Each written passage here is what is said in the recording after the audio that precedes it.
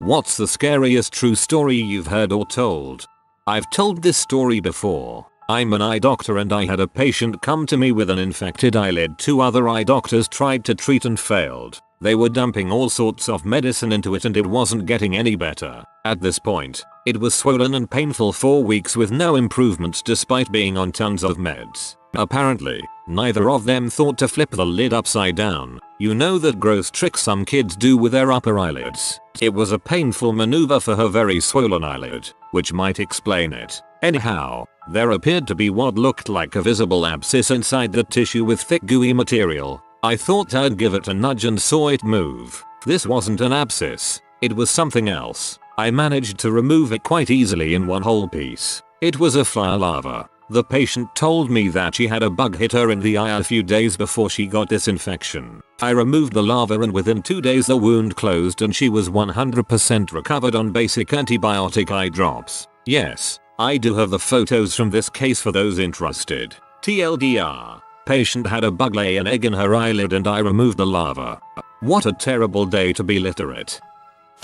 My HIV story. I was on a trip on my first commercial flight from Sacramento to San Diego to visit my girlfriend, and I didn't feel well. Once I got off the plane I made it to the hotel and had bouts of nausea and diarrhea for a few days straight and finally decided to go to hospital. After waiting hours I was let into a room and some time later an Asian woman wearing a mask and gloves entered. "Please leave the room," she told my girlfriend. "Let's call Beatrice." "No, she can stay, it's okay," I said. The doctor still hadn't looked at me, but looked back to Beatrice. "I think you should leave." I looked at Beatrice and said, "Can you please wait outside?" Right as the door closed the doctor said, "You have HIV." My mind instantly started racing, trying to problem solve. I can't have AIDS. I got tested before being with Beatrice and I was clean. I said. The doctor again, "You have HIV," while avoiding eye contact. I looked at my palms and for the first time in my life they were sweating.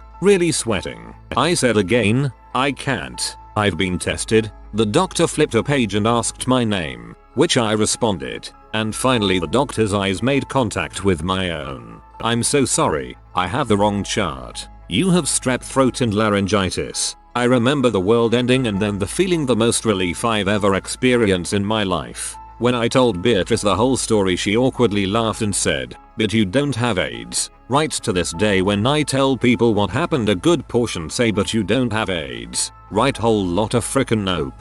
My ex told my kids I gave him AIDS. I don't have it. Haven't seen my 3 kids for 6 years because of this and many other lies.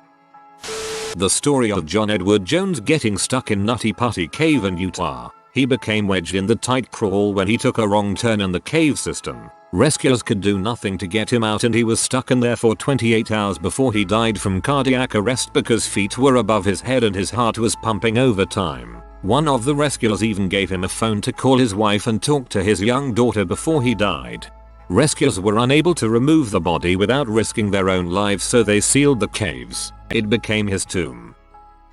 This happened with my sister-in-law when she was about 11 or 12. Her and her family lived in a trailer park. Just down the street was her bus stop for school. Each morning, she would see a man in his trailer taking pictures of her and her friends. It creeped her out, so she went to tell her mom, my mother-in-law, of what this guy was doing and how he would just stand in the window staring at them and taking pictures. So, her mom calls the police and report him. The police didn't do anything. This went on for about another 2 weeks with no action from the police, to where now my sister-in-law is terrified to stand and wait for the school bus and her mom had to call the police again. This time, the police actually arrived at this pervert's house and lo and behold, her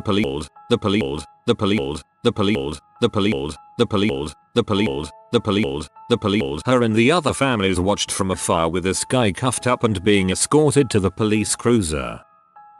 I had brain surgery roughly 3 years ago. I lost my concept of time. What felt like 4 months was only 3 days. The amount of physical, mental, and emotional pain I went through was crazy. I had to find all of my memories and relearn how to walk, talk, everything. If you want to go through something terrifying, that is it.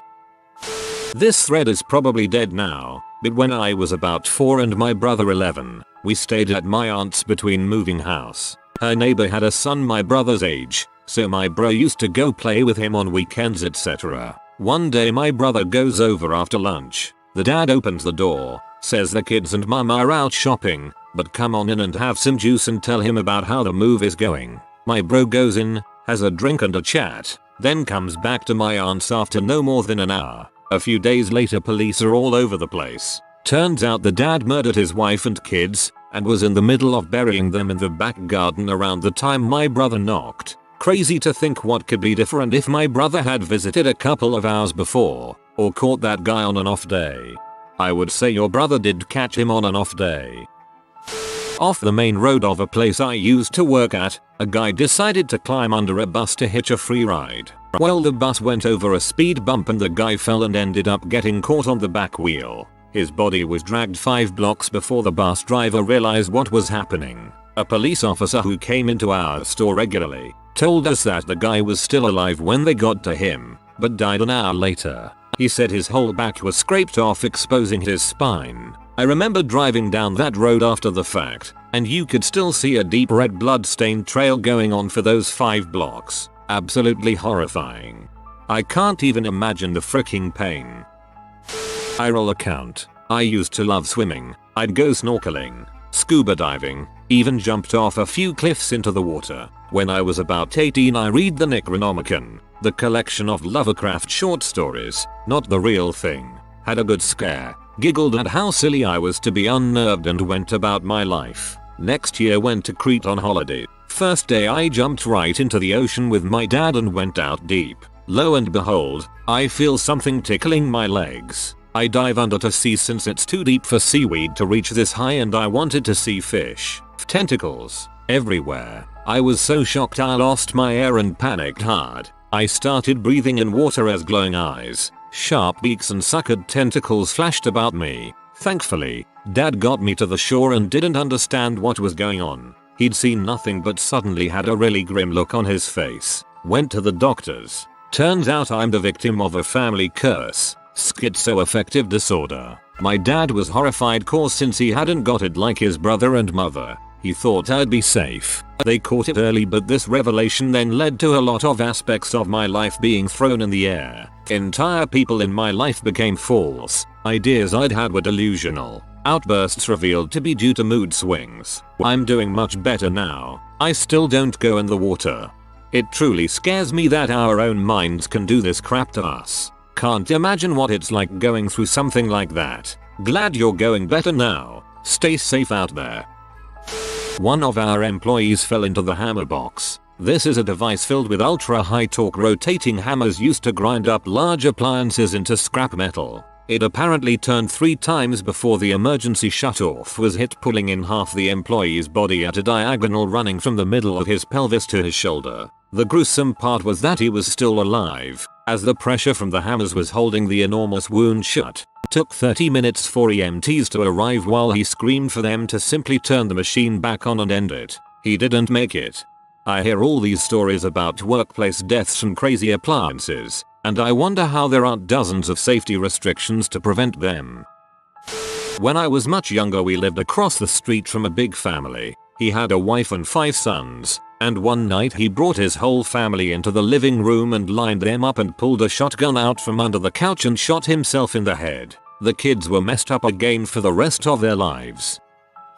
Short story. My wife is from Enterprise, and I guess a kid in her school got beheaded on his way home. Was literally found with his head cut off on the side of the street, and to this day no one knows who did it or how it happened. Absolutely gives me chills.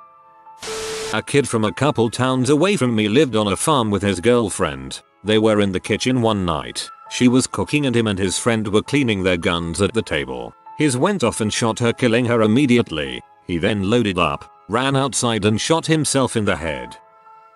Walking my dog and crossing the street with a green light and a guy blows through the red light and almost hits me and the dog. I yell butthole and he slams on his brakes and turns around and pulls into parking lot ahead of me. I get closer and see the car has Illinois plates. I live in PA. He says careful who call butthole, I've killed people. I just keep walking and he drives away. The next day I hear spree killer Andrew Cunanan used a stolen credit card at a gas station in my town. 100% was him. I called a butthole. To be fair, it sounds like he was being in Butthole.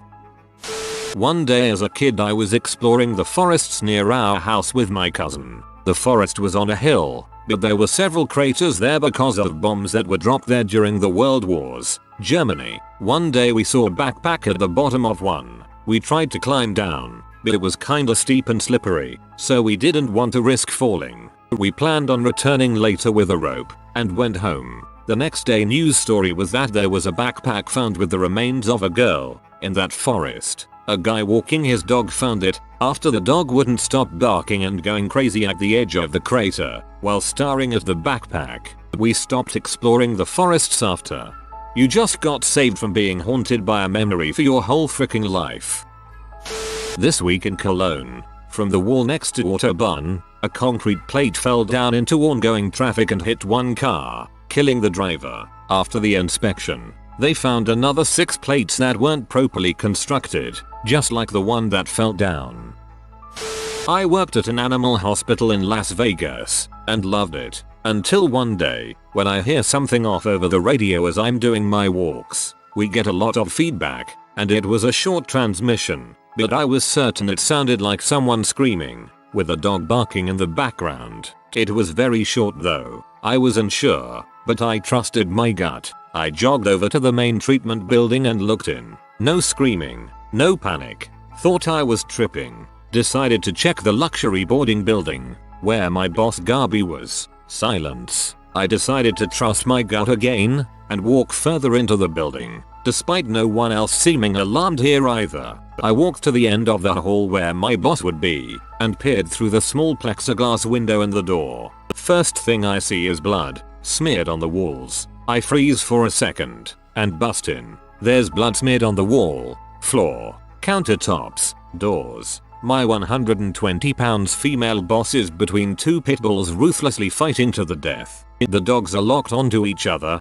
and she's trying to pull them apart, repeatedly losing her footing from all of the blood on the floor. I grab the attacking dog from behind by his collar. Gabi grabs the dog being attacked whining. It doesn't work. I start radioing for help, maybe 10 seconds straight of screaming for help, before I drop the radio and had to attend to the fight again. The aggressor unclamps and reclamps on the dog's neck. I'm out of ideas and help isn't coming, so I look around and see a 10-pound metal food bowl on the counter. I grab it, pause, look at my boss to see if she's cool with my plan, and she says yes. So I wail on this dog 7-8 times until he lets go and walks away. I take the wounded dog to treatment, furious and covered in blood, as they listen to Easy Rock W their radios off. Bonus. A receptionist asks me later that day what all that noise on the radio was about. I asked her what she meant and what she heard. I heard someone like screaming and saying there was an emergency, but I was with a client and it was really loud, so I turned it down. I of course am tasked with cleaning up all of the blood. I then quit. I think the story of Tina Fey getting the scare on her face is super fricked up. She was a kid just sitting and playing in her front yard when a random guy pulled up, got out of his car and slashed her face for no reason with a razor. WTF. When I was a kid we lived on a large acreage. One night we came home late and as we entered the driveway we noticed a car pulled over down the road against the ditch that bordered our property. We saw 2 people, one of them climbing out of the ditch. When we parked my mom told my dad to go see if they were okay or needed help. My dad said that they looked to be okay and it was probably not a good idea, so we all went in and to bed. The next morning we were woken up by the police. They had our whole yard taped off because some horseback riders had noticed a leg sticking out of a black plastic bag in the ditch exactly where that car was parked. That look on my mom's face I'll never forget. We know for sure my dad wouldn't have made it back home alive if he had listened to my mom that night. Dad knew what was up. Saved more than himself that night. He saved all of you, whether it be mentally or physically. One of my dad's friend's wife was murdered by some crazy dude walking down the street. This guy had just been released from a mental hospital and literally just stabbed her as she walked home. When my dad's friend came back he thought she had just taken the dogs out for a walk, so he walked along the normal walk route and he saw loads of blue lights. He was stopped by a police officer and wasn't allowed any closer until he saw that it was his wife. Last year, there was a girl named Ruth who went to University of Illinois Chicago. She was heading out from an event and was catcalled by a man who followed her into a parking garage. He killed and raped her, then just left her there. She went to a high school near me and it breaks my heart to recall the story. My mother never taught me to swim because when she was a teenager she saw a friend get sucked into a whirlpool at the bottom of a drainage lake that is the deepest body of water within a few hundred miles of us. They didn't find his body for days. My dad watched his brother drown as a child and was unable to do anything about it because he was so young and didn't know how to swim. Completing 8 levels of swimming lessons was mandatory for me as a child. When I was young, I saw a documentary about a guy who got flesh-eating bacteria in his nasal cavity. It ate his face and he's still alive. Eventually they removed the bacteria by removing the eaten parts of his face. He got a prosthetic face, which back in those days was basically a plastic Halloween mask that tried to look human. At the end of the documentary, he took the mask off. His face from his forehead down to his mouth was just a hole. Well, I didn't need sleep tonight. My mom was stalked by a guy in her chemistry class. This was back in the late 70s, during her first semester at college. They were lab partners, and mom thought he seemed cute and nice, and was too shy at the time to ask him out, but she said if he'd asked her out, she would have went. They were friendly with each other in class, but their paths didn't cross outside of that since they were in different majors. As the semester wore on, however, she noticed he was often waiting for her outside of her other classes, the library, the student union, out in front where her dad picked her up and dropped her off. This continued into the spring semester. Puzzled, but not yet alarmed, she asked him how he always seemed to know where she was. He proudly said, "Oh, I asked the registrar's office for a copy of your schedule." My mom went to complain to the secretary who gave out her schedule, and the secretary blew it off because you guys are dating. Luckily, mom had already arranged to transfer to a different school for sophomore year, and spent the remaining time left avoiding him. She never saw him after that, but it wasn't over. Flash forward to grad school. Mom was at work, and grandma gets a knock on the door. Since the man at the door was in a naval uniform, and my grandmother was a Navy nurse, she let the man in, because he looked rather sad. He starts off by saying how sorry he is for my mother's loss, which completely mystified grandma. "Well, mom, I just got back from overseas, and I found out my friend recently killed himself. He spoke so highly of his fiancée, your daughter, and I wanted to meet her." My grandmother told him her daughter didn't even have a boyfriend at the moment, let alone a fiancé. It doesn't take too long to establish the man's deceased friend in question was in fact mom's stalker. The naval lieutenant was pretty upset, and my grandmother even more so. She made him leave before mom got home. The weird thing about the stalker's death is that it was ruled a suicide, but he hanged himself from a very high up tree branch you'd need a ladder to get to, and his hands were tied behind his back. From what my mother later learned, he had a tendency to snoop and generally stick his nose in places they didn't belong besides the obvious stalking thing, and this didn't win him too many friends. So it's anyone's guess who he might have pee off. My mom always concludes this story kind of nonchalantly, like, yeah, back in those days, they didn't really know much about stalking. They've gotten a little better in terms of awareness now. It gives me the creeps to think what could have happened if he escalated his attempts to follow her after she left that school. Back in those days they also didn't look too deeply into suicides when the victim was a questionable personality. I was in the drunk tank with a guy who beat another man to death. The guy didn't die immediately, was in intensive care for 3 days and died in the hospital. The man who killed him told me specific details about it, and on the 3rd day, when the guy in IC died, the COs came in the cell and put him in isolation across the hall. They left him in general pop until the guy actually died, and once he was officially charged with capital murder then they took him out of our cell. I was 17 at the time. Never forget being scared to fall asleep right next to this dude.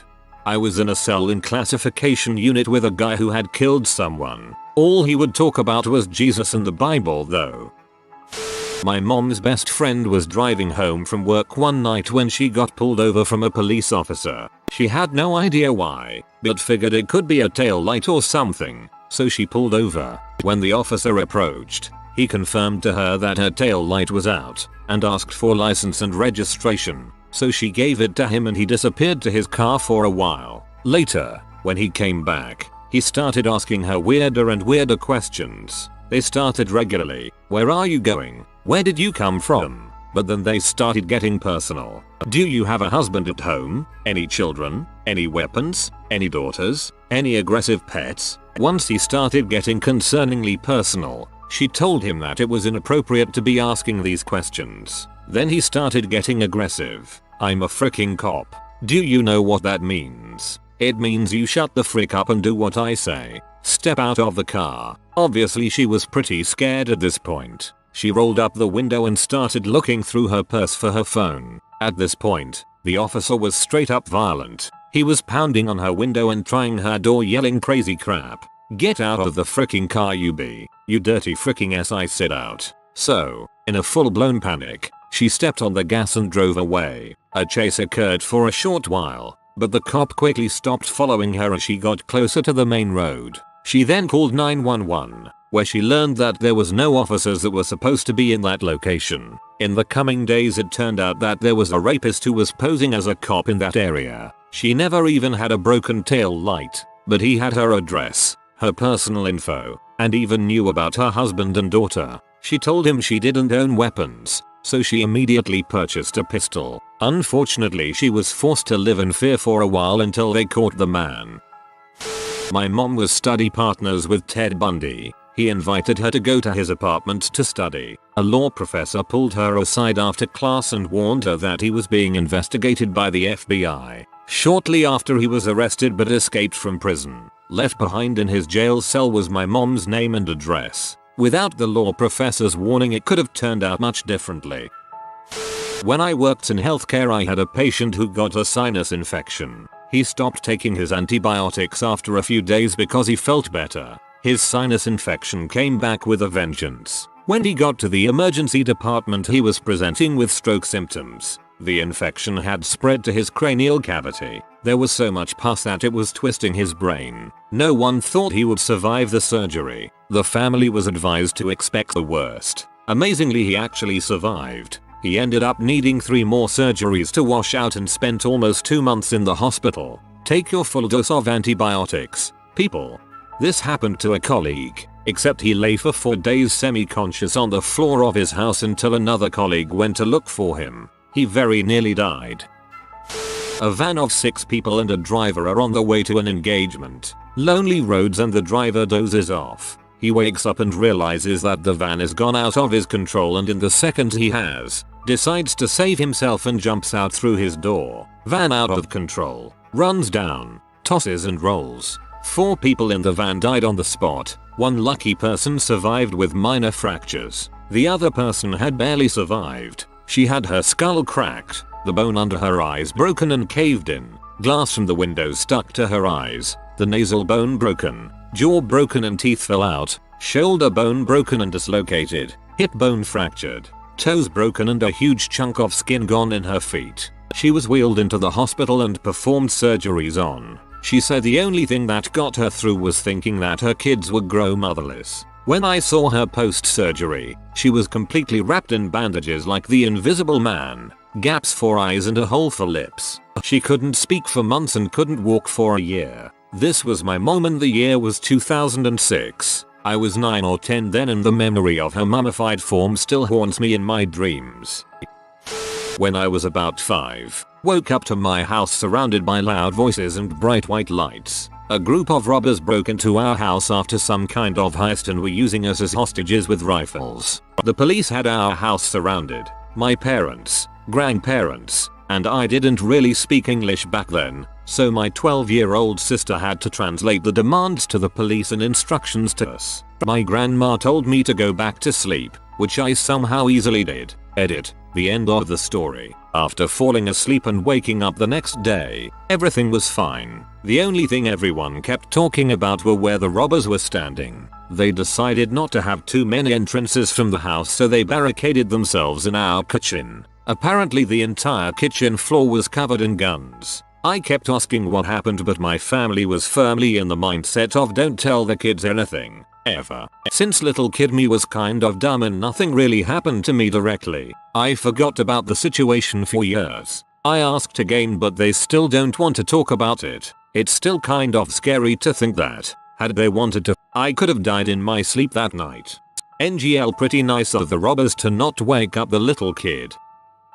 If you are new to the channel, you can subscribe. I publish new videos every day. Until then, check another video.